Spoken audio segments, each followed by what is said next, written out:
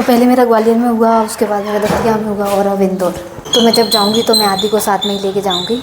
हे everyone, good morning. काफ़ी time बाद मैं आज व्लॉग बना रही हूँ, क्योंकि जब से मैं दतिया में आई हूँ मैं बहुत ज़्यादा बिजी हो गई हूँ। मुझे बिल्कुल भी टाइम नहीं मिलता, खुद के लिए भी नहीं मिलता, तो इसलिए मैं व्लॉग बनाने में बिल्कुल भी अपना टाइम नहीं दे रही हूँ। आज मैंने सोचा कि क्यों नहीं एक ब्लॉग बनाया जाए। मुझे जाना है इंदौर और मुझे आज ही निकलना है। मैंने सोचा कि बस मैं अपना आदेश लेने के लिए जा रही थी पुलिस लाइन। मैं आदेश लेके फिर आऊँगी। वहाँ दिया है मुझे पुलिस लाइन से जाने के लिए कि आपको जाना ही पड़ेगा। मैं बस आदेश लेके ही आई थी अपना, और निकलना है अर्जेंट आज ही शाम को। ये कोई ट्रांसफ़र नहीं है मेरा, ना ही ट्रांसफ़र लेटर है ये। एक्चुअली ये प्रशिक्षण जब रहता है तो 1 साल का जो रहता है एकेडमिक ट्रेनिंग रहती है, उसके बाद करीब 1.5 महीने का एक कोर्स रहता है वेपन टैक्टिस करके, जिसमें वेपन की सिखलाई दी जाती है। तो वो मेरा नहीं हो पाया था। उसमें मेरा 2-3 बार नाम आ चुका था, पर मैं किसी रीज़न से नहीं जा पाई थी।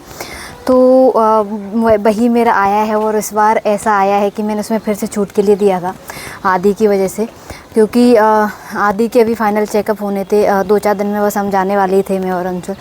तो वो हम लोग मैं ऐसा सोच रही थी कि इस बार मुझे छूट मिल जाती, तो थोड़ा सा आदि को मैं दिखा लेती, तो मैं भी थोड़ा मन में मेरे में ये रहता कि चलो आदि ठीक है और मुझे उसको छोड़ने में या कहीं रखने में इतनी प्रॉब्लम नहीं होगी।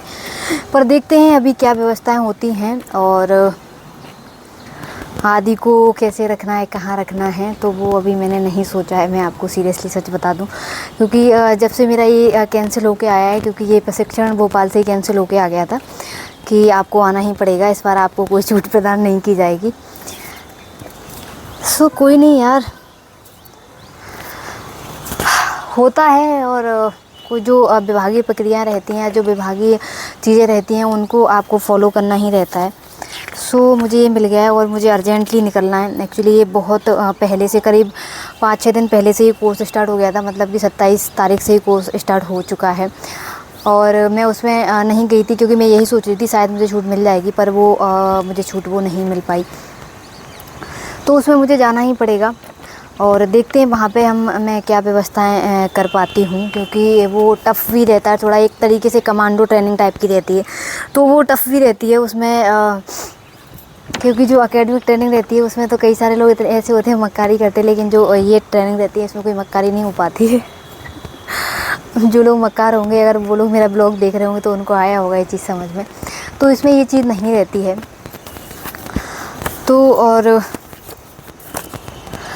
अभी मुझे जाना है, क्योंकि अभी मुझे करनी है पैकिंग, क्योंकि मतलब अर्जेंट ही निकलना पड़ेगा, क्योंकि आज ही निकलना पड़ेगा। वैसे मैं कल जाने का सोच रही थी, पर आदेश में लिखा हुआ है तत्काल, तो मुझे अभी ही जाना पड़ेगा। मैं अब आजकल आपको करीब मैं आपको 1 महीना 1.5 महीना तो मैं आपको इंदौर से मिलूँगी। और वैसे भी मैं ब्लॉगिंग आजकल नहीं कर रही हूँ, क्योंकि उसका रीज़न कहीं ना कहीं मेरी भी व्यस्तताएँ हैं, जो कि बहुत ही ज़्यादा है। यहाँ पे काम अच्छा खासा है, और मतलब बहुत ज़्यादा काम है। अब ज़िले के हिसाब से ज़्यादा ही रहता है। और ज़िले में क्या है, अधिकतर आसपास ही रहते हैं, तो सब लोगों का मिलना रहना और आवेदन देना, मिलने आना, भाई क्या कार्रवाई हुई, ये सारी चीज़ें बहुत ज़्यादा रहती हैं। तो इस कारण से भी बहुत ज़्यादा काम हो जाता है। तो बस मैं उसी काम में उलझी रहती हूँ, और उसके बाद मुझे जो भी टाइम मिलता है वो उसके लिए, अपने लिए उसको खर्च करती हूँ, अपने आदि के लिए खर्च करती हूँ। इस कारण से मैं ब्लॉगिंग आजकल बिल्कुल भी नहीं कर रही हूँ, बिल्कुल भी मैं ध्यान भी नहीं दे रही हूँ। कभी कभी मैं रील शेयर कर देती हूँ, तो वो मैं हमेशा करती रहूँगी, और आरएपीडी से देखते हैं कि क्या होता है और क्या नहीं होता। तो वहाँ की मैं चीज़ें आपको बताती रहूँगी, क्योंकि बहुत ही इंटरेस्टिंग वहाँ पे जो ट्रेनिंग रहती है वो बहुत ही इंटरेस्टिंग होती है, और थोड़ी टफ़ होती है, पर मज़ा बहुत आता है, क्योंकि उसमें सबसे ज़्यादा वेपन चलाने के लिए मिलते हैं, जो कि मतलब एक जब आप किसी वेपन को चलाते हैं तो बहुत प्राउड मोमेंट होता है वो। और सच में रियल में ही मैंने चलाया है, क्योंकि जो बेसिक ट्रेनिंग रहती है उसमें भी कुछ टाइम के लिए बेसिक जो वेपन रहते हैं उनका भी प्रशिक्षण उसमें दिया जाता है। तो वहाँ भी फायरिंग करने के लिए मिलती है, 3 बार फायरिंग करने के लिए मिलती है। तो मैंने वहाँ भी फायरिंग की है। जब मैंने पहली बार की थी तो मैंने आपसे कई बार अपनी स्टोरी शेयर की है।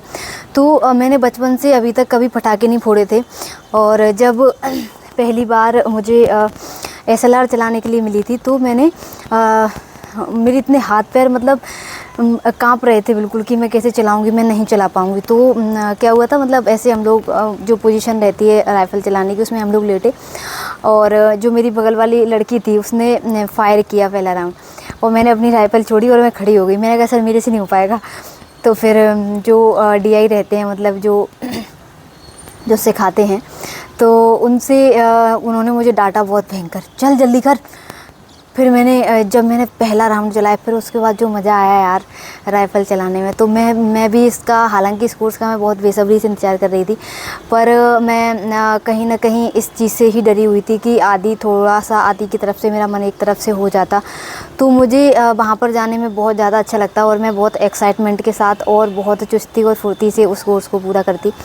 पर अभी मुझे नहीं पता कि वहाँ पे जाके क्या होने वाला है और कैसे सारी चीज़ें हैंडल होने वाली हैं, पर जाना है तो मैं जाऊंगी और मैं आपको मिलूंगी आजकल RIPTC से। कई सारे लोग जो इंदौर वाले मुझे बोल रहे थे कि मैम आप इंदौर नहीं आते हो, तो एक्चुअली इंदौर मेरा पसंदीदा शहर है।